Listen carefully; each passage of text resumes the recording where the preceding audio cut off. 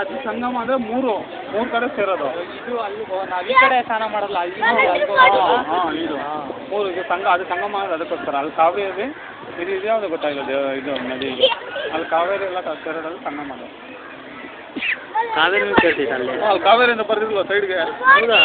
ನಾವು ಹತ್ತು ಕಡೆಯಿಂದ ಮಾಡ್ತಲ್ಲ, ಅದು ಕಾವೇರಿ.